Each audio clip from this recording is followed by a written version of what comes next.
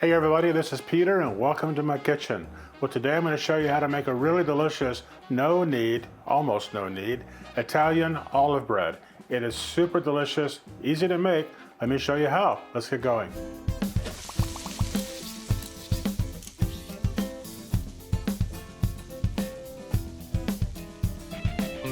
The first thing I want to do is show you the list of ingredients. They're very simple.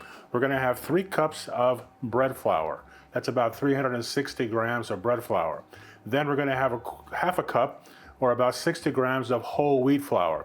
As I've said many times before, I like to use the whole wheat flour because it gives the bread a little darker color and also a little more flavor. So why not boost up the flavor if we can? Here we have 12 ounces of water. Now this is just a tap water. It's warm to the touch. I have some olive oil.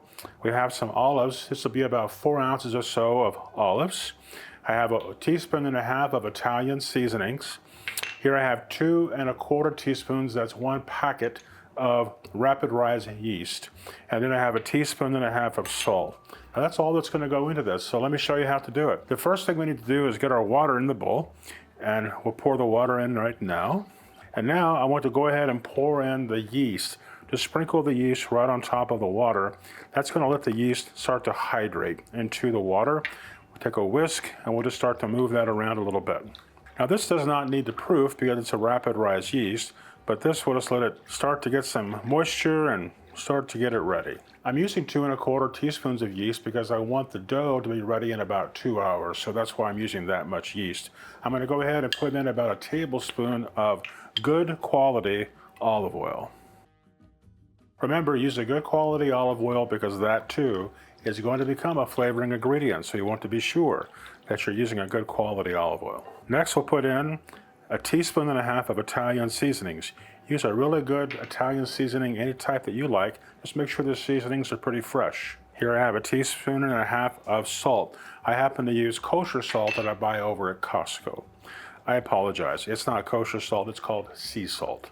Well, those flavorings are already smelling great. Now we're going to be doing the flour. Be sure to weigh your flour. I used to not do that. I used to just scoop it up, throw it into a bowl, and call it a day.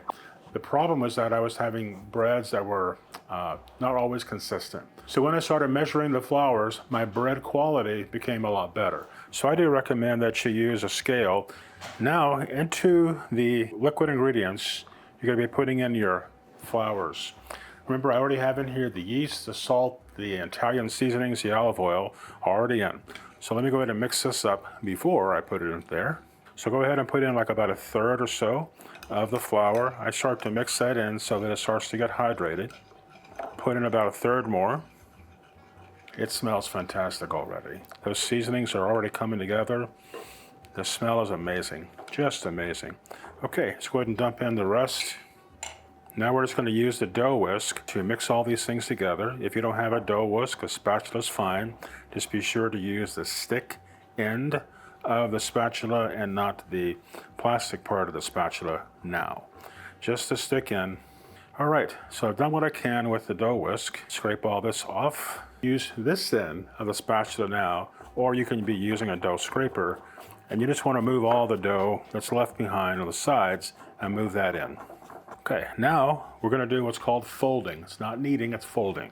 So we're just going to bring your spatula in underneath the dough, bring it over, and just smash it down. And if you throw some on the table, like I did, that's good. Continue to mash it in, reach underneath, pull it over, smash it in. And I do this about 6 to 8 times. From this juncture, what we're going to do is we're going to cover this with plastic wrap, and I'll be letting it sit on the counter for about 2 hours. 2 hours is all it's going to take. And then that's called the bulk fermentation. So I have here a silicone mat. This is what I like to use. I used to use parchment paper all the time, but I like the silicone mat better because it doesn't move around so much. So let me just put a little bit of flour here on the silicone mat. Now gently get the dough out of the bowl. So I'm going to use a spatula and just to move it slowly and gently out onto my silicone mat. You can see those gluten strands are really developing, doing very, very well. Okay, the next step is that you want to take some flour, and this dough, of course, is super sticky because it's a very high hydration dough. So we're just going to put some flour here. We have some flour on the bottom, and now put some flour on your hands, just like this. You're just going to come through here and start pushing this down a little bit, gently, not hard. I'm going to go ahead and flip it around. Well, it's very sticky, so let me get that squared away. Okay, now just use your hands and come through here and start pushing this down a bit. What you're just trying to do is stretch it out a little. Still pretty sticky up here, so let me put a little more flour. Feels great. Now here are the olives we're going to be putting into the bread. This is an olive bread. Of course, we already have our Italian seasonings already in the bread. I like the olives to be pretty chunky. If you're using these small olives, you can just kind of rip them in half. If you're using bigger olives, you can just tear those into quarters. I don't like to chop the olives because that typically, you can't taste the flavors enough whenever the olives are chopped up. Now, I wasn't happy with the quantity of olives I was seeing, so I just brought out my jar here and I'm going to put in a little bit more. I like quite a few olives in the bread, so that's why I'm going to put in a few more. Just use your hands, get a little flour on there, reach over to here. You're going to pull and move it to the middle. Come to this side, this corner, pull it out, stretch, pull it to the middle. Come to this side, the corner, stretch, pull it to the middle. Come over to this side, pull it, come to the middle, and now we're just going to turn this over and get it going into a bowl. So, cupped hands, just like this. You're going to cup your hands. And we're going to move the dough this way and pull the dough inward, okay? So that's all we're doing. We're just trying to create what's called a gluten cloak. So I'm just reaching down, pulling the dough in, and I'm creating the bowl. Reach around, cup, turn it, and pull down at the same time. Okay, that looks beautiful. Let me clean out my hands, clean out my space. I'll come back and show you the next step. Okay, I'm ready to go on to the next step with the dough. I have here a bowl, a round bowl, and I have a piece of parchment paper here inside the bowl.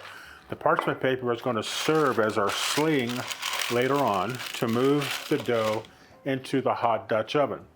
Now, by the way, at this time, you want to go ahead and move your Dutch oven to your regular oven, and you want to turn the oven on to 450 degrees. And therefore, the Dutch oven is going to be getting hot along with the regular oven, and that's going to help us out. What I'm going to do now is just quickly come in and move that over to the bowl. Now, the reason that I like to use a round bowl is because this is a very high hydration dough. So if you don't support the dough, what's going to happen is that it's going to flatten out like this as opposed to going up. So by using the round bowl about the same size in circumference as the Dutch oven, we're going to support the dough, and the dough is going to expand now to the second proof and move upward, and it's going to do what we want it to do. Later on, we'll be moving this over to the Dutch oven, but for right now, I'm just going to use a kitchen towel, and I'm going to cover this up. It needs to sit onto the counter and go through the second proofing for about 45 minutes. Okay, everybody, I want to show you that the dough has proofed. It's been about 45 minutes to an hour, and it's done a very good job. So now I'm just going to score the dough. I'm going to be using a pair of scissors just like this, and offset from the center, come in and make a good cut into the dough. You don't want to go all the way to the end, but you want to go pretty close. And then kind of open that up a little bit. You could use a bread lamb for this as well, if you have one. I've not had good luck with a serrated knife. It kind of sticks too much, so I'm just going to open that up a little bit more. Okay, now using one of these flour sifters, we're just going to be putting some flour. This is just for decoration. You want to try to keep this out of the center where you've made the gash. Just kind of go on the edge. And this is really just for decoration. But when you're using this for an artisan style bread, it really makes it look very sharp. Now, let me pull out the Dutch oven out of the regular oven, and we'll go ahead and drop the dough into that and then bake it. Always remember to use pot holders whenever you're taking it out of the oven, and also when you're taking the top off, use a pot holder because it is screaming hot. All right, now using the parchment paper as I showed you before, we're just going to lift this out quickly and go to the Dutch oven. Be sure to watch your fingers on the side of that Dutch oven. It's screaming hot. So again, using a pot holder, move this over to the top. We're going to put this in the 450-degree oven. It's going to be there for about 30 minutes. And then I'm going to come back and take the top off, let it bake again for about 8 to 12 minutes until it comes to the color that I want. Okay, my friends, here's how this beautiful olive bread, this beautiful artisan olive bread turned out, and it looks absolutely fantastic, doesn't it? Really beautiful. So happy with that, and I know you'll be happy to have this with your family and friends. It looks fantastic. Now, of course, we have to wait until this cools off before we can cut into it. Otherwise, it's just going to be a gummy mess. So I'll wait about an hour, hour and a half, come back and cut it for you and show you the end result. Well, here you have it, my friends. Here is that beautiful bread that's been baked for us in the Dutch oven. And I've opened it up so you can see the crumb. It looks fantastic. And I hope that you will appreciate that bread and really enjoy it. And by the way, I'm going to have all of the ingredients listed for you down below in the description area. Well, I want to say thanks again for watching the video today. I really do appreciate it. Please do me a favor. If you have not already subscribed to the channel, please do so. You can, as a matter of fact, hit that QR code right over here, and you can go right to our YouTube page where you can subscribe.